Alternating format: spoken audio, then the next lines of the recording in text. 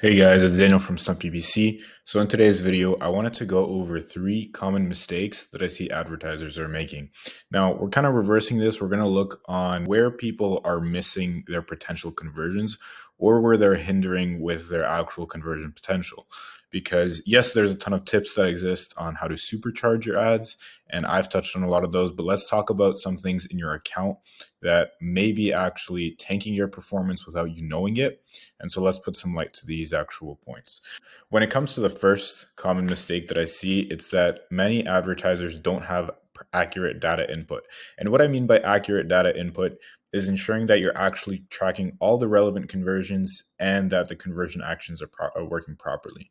Now, there's different levels to each conversion because there's actual revenue or lead generating conversion actions that are getting you closer to your actual objective, but there's also softer or micro conversions is what I would call them, which are steps prior to actually somebody filling out a form or making a purchase. So what's the difference between these micro conversions and purchases that actually lead to leads or revenue being generated, which would be macro conversions? So macro conversions would be something like purchases. So if we go here, again, I'm in my demo account, which I was doing for lead gen advertisers, but if you are a e-commerce store, you're going to want to make sure that you actually have a purchase action here set up. Now, you don't see this again because I'm a lead gen advertiser for this demo account, but you want to be tracking all purchases and you want to be doing so accurately because even worse, if you're logging purchases, but it's not being triggered accurately, the algorithm is going to think that you're actually getting conversions at a significant value and that you're actually hitting your goal. So it can spike up your actual CPC if it sees that it's getting you a low CPA and you don't have a CPC limit set. I've seen that in some audits I've conducted where people don't set a max CPC limit. And what happens is Google thinks you're getting conversions at a low rate when you're really not. And it's going to just spike up the CPC because it can charge you more because it's within your cost per acquisition goal. So how you would actually set up these purchase actions. So this depends on your provider. Now, I'm not going to go into the actual tutorial of how to set up a purchase action, but Shopify provides an actual help center and a guideline as to how you can install the code on your checkout page. So when you have that purchase action installed, let's say it's from Shopify, and you probably already have this purchase action set up. You just maybe you haven't checked if it's working accurately in a couple months, but you're also going to want to see some softer conversions as well. And by softer conversions, I mean add to carts or begin checkouts. And I'm going to explain why these are important as well. Some examples for additional macro conversions would be phone call leads, and micro conversion examples would be clicks to email, clicks to call, clicks to start a form. So not exactly lead forms or purchases, it's just a softer conversion. But why you would actually want to track all of these different conversion actions is because they all contribute to feeding the algorithm with accurate data. And data is what's going to actually get you to perform better and improve your campaigns. It's single-handedly the most important component. So why data is so important? It's because you're using smart bidding strategies. So if you're using a maximized conversion strategy with a target CPA, or you're using a maximized conversion value with a target ROAS, you understand that the algorithm is going to place bids differently in separate auctions based on its understanding of a customer's likeliness to convert. So if it thinks somebody's going to convert based on their previous browsing behaviors, it's going to bid more for that person to actually show up and for your ad to show up higher, and so that you can actually get that click and then get a conversion. And now for that automated strategy to work, the algorithm needs to understand what types of people have past converted in your account or people that are likely to convert. And the way that you can give the algorithm a better understanding of who to target and who to place higher bids for is if you've already logged previous conversions in your account, previous sales, previous form submissions, and previous purchase values in your account, because then it knows whether it needs to chase more sales or more lead form submissions or a higher sale value. Because if it knows one customer is going to lead to a higher sale value rather than a customer who would also make a purchase but not result in a sale as high a value, it's going to bid more because you're optimizing for conversion value. And if you're setting a target ROAS goal or a target CPA goal, that's going even further and telling the algorithm, okay, I want to bid more aggressively because we know this person is going to get us closer to our target ROAS goal, or this person is more likely to get a sale than just be for traffic purposes. So and this person is more likely to get us a conversion. So we're going to bid higher for that person so that we can get closer within our tCPA goal. And again, the algorithm doesn't know how to do that if you don't tell it what types of people actually convert and what types of people don't convert. And this had varying precedents, in earlier stages of earlier stages of Google Ads, years and years ago when it was just manual CPC, because you didn't have this algorithm-based approach, and it worked differently. But this is kind of where the landscape is shifting towards, because everything is with smart bidding. Google is pushing the automated bidding strategies like maximize conversions, maximize conversion value. And to show you, we have conversions, conversion value, and other optimization actions. Now, the reason I was on clicks was I was showing, if you were a new advertiser, how to start getting conversion data into your account. But speaking to mature advertisers, you would definitely want to be bidding with conversion value and setting a target ROAS, or conversions and setting a target CPA. Now that brings me to my second point. So right now we're in the bidding section, and it would actually be not using smart bidding strategies or not taking the right approach with them when setting target CPA or target ROAS goal. So you might not be super familiar with what those objectives are or what those goals are, or you just may not know how to properly set them. And that's holding you back from actually improving the performance of your account. Because if you're simply just sitting on a conversion strategy or a conversion value strategy, you're not telling Google within which limit you want it to get you conversions or conversion value, meaning it will spend as much of your budget as possible to get your conversions or conversion value. Now, when you set a target ROAS or a target CPA, you're restricting Google with you only allowing it to spend a specific amount of your budget unless it gets you conversions or conversion value past the goal that you set. So if profitability wise, you only profit from getting conversions at a 400% ROAS, you're telling Google you only want it to show ads to people that can actually get you closer to that goal. So it's not going to show it to anybody that can possibly get you conversion value. You're restricting how many people it can show you to, because a more restrictive bidding strategy will also result in less impressions because you're essentially restricting. You're telling the algorithm within which limit it can get you conversion value. Okay, but I wouldn't go about setting this actually in the bidding section right here. What's even better is that you can go to tools and settings, budgets and bidding, and bid strategies. And you want to create a portfolio bid strategy. So I spoke about this in one of my earlier videos, but I want to recap on this as well. So how you would set a target CPA bid strategy. What you want to do is look at the date range of your campaigns running. So again, this also requires accurate data input. So this speaks to my reason of why you actually need to be tracking conversions properly, because if you're not tracking conversions properly, then you can't actually leverage these strategies with a target CPA or a target ROAS. Okay, so speaking to advertisers who may have actually been tracking conversions properly, or if this is for future reference for you, after you actually properly set up conversion tracking and then look back in your 30-day history, then you can see the actual sales that you're getting and the value of the sales, and you can assess, okay, which campaigns were profitable, which ones were not profitable, which ones actually got a consistent number of conversions. And I wouldn't even just limit to a 30-day view. I would look back on 60 and 90 days as well and look at the consistency in your conversions and look at the average target CPA that you're achieving. And what you want to do with a portfolio bid strategy or a target CPA strategy is set that target CPA 10 to 20% higher than what you are actually achieving. So if your target CPA or your average target CPA, average CPA is about, let's say, $100, you want to set it about 10 to 20% higher. So if you get an average CPA of $100, you want to set your tCPA limit at $110. What that allows you to do is give Google a bit of room to still bid on new potential customers, but still get you conversions within that limit that you set for Google.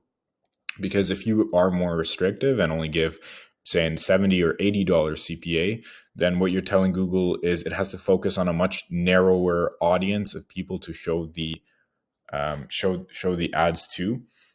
But it doesn't necessarily result in more conversions because it doesn't have the capability of getting you conversions within that limit.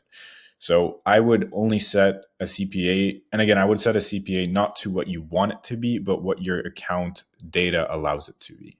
So that's what you want to assess when it comes to a CPA.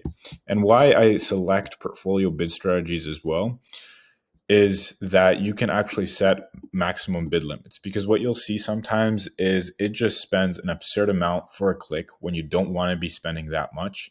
And so what you can do is set a maximum bid limit and not tell it, I don't want to spend more than X amount for a click or for traffic. Again, you don't want to restrict yourself with the bid limit because you want to assess what type of, what the actual bid limit is. If you go to Google Keyword Planner, I would look on the low end what the bid for the keywords you're targeting is, and probably set something around there or slightly higher.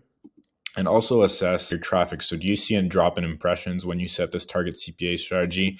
And then assess, maybe I need to increase the CPC limit by 20 cents, 50 cents after 2 weeks of running this campaign with X bid cap.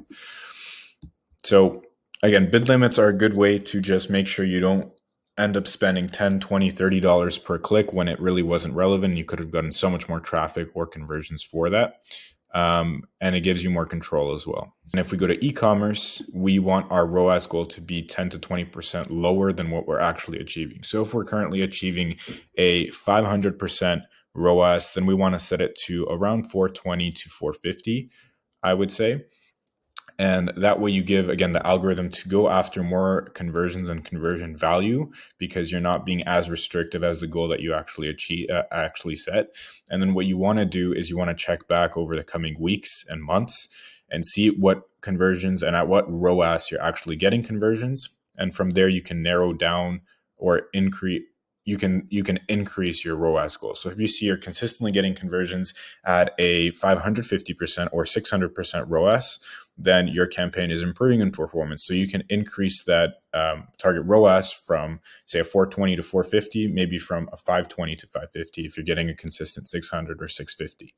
So that really depends on your actual campaign performance, but that's kind of how you would go and better optimize your campaign for more conversions. But this takes a while, and this is why it's extremely important that you track conversions, because otherwise you can't, you're not open to these capabilities, and chances are your competitors are capitalizing on this and using target ROAS strategies or target CPA. And the last kind of point when it comes to actual data input would be making sure that you're actually uploading customer lists. So when we go to Audience Manager, now what using a customer list allows you to do is it gives Google insight as to who your past converters are and their profile as converters. So what are their purchasing habits? What are their browsing habits? And it gives Google better, or when I say Google, I mean the algorithm, it gives the algorithm better understanding of who to target for the ads. So again, you're giving it more information about your potential users so it can go after similar types of people to get you more conversions. Now, the way that you would do this is you would click the plus sign, and then there's customer list, and there's different ways that you can actually get the customer list into your account. I usually upload it manually, or you can connect it using Zapier or some other tools. So I usually upload a file manually, and it tells you the steps, the way that you can actually set this up. Now, all you need is 1,000 active members in the audience. So if you see here, if we highlight, a data segment must have at least 1,000 active users to serve. So if you have 1,000 active users, maybe you have email list is usually the best example I can give for this. If you have an email list of over, let's say, 10,000 people, then very easily you're going to get more than 1,000 active users in an actual audience or in this customer list. And honestly, the more emails that you can actually give, the better, the more data essentially you're giving Google as well. And again, all this information essentially gives Google better capabilities of targeting your ads to the right people and actually getting you more conversions. Okay, and let's move on to the third point, because we discussed using smart bidding strategies with the correct ROAS and CPA goals, and also selecting and using the right data points and inputting the correct data. So for the third point, I wanted to discuss actually simplifying your account structure. So now, as you know, and as I've just discussed, the algorithm is very automated and there's smart bidding strategies. It's not like it was before where you would have to use a ton of SCAGs or you would have to segment out by devices, by genders. That doesn't so much work anymore. The goal, I would say, with Google Ads is to simplify your account structure. Meaning, if there's unnecessary reason for you to have campaigns segmented out in a specific way. Now, if you have ad groups targeting one ad group with single keyword ad group or multiple ad groups with single keyword ad groups, which was quite useful back in the day, but it's not so much as a method of effectiveness today. And you're segmenting out people by devices. So you're bidding on mobile, one ad group bidding on computer, and one on tablet, or you're segmenting out by specific genders. That's not necessary anymore because Google has an understanding of who's going to convert and who has the potential to convert.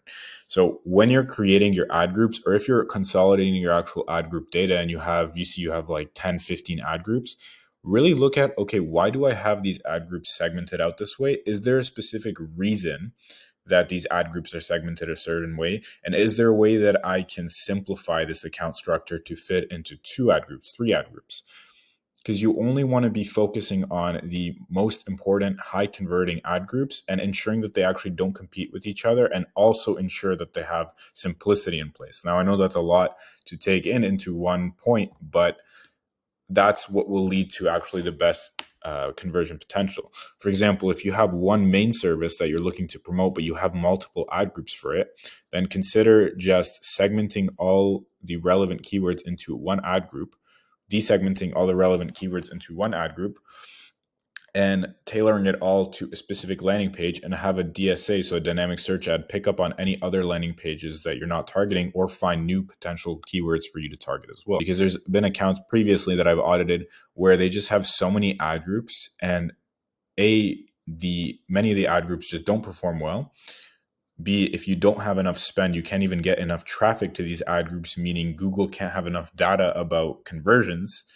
And C, you are essentially competing with yourself in terms of ad groups, and you also don't have enough time to actually go into each individual ad group and optimize, meaning it's tedious, like going through 15 ad groups at the same time, because you just won't be able to do it every week, and you're going to miss out on your actual key optimizations, like looking by search terms, the actual ad copy, and making it more tailored.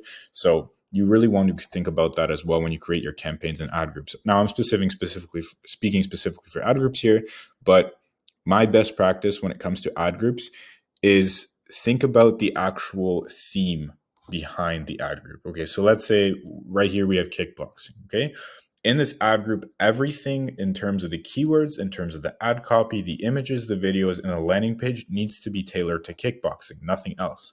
If we have a different ad group, so a different type of martial art like jiu-jitsu, we're going to create a different type of ad targeting only people looking for jiu-jitsu, and also targeting keywords specific to jiu-jitsu. If we only want to target martial arts, everything is going to be tailored to martial arts. Only keywords related to martial arts, images related to just martial arts in general, and a landing page created specifically to martial arts.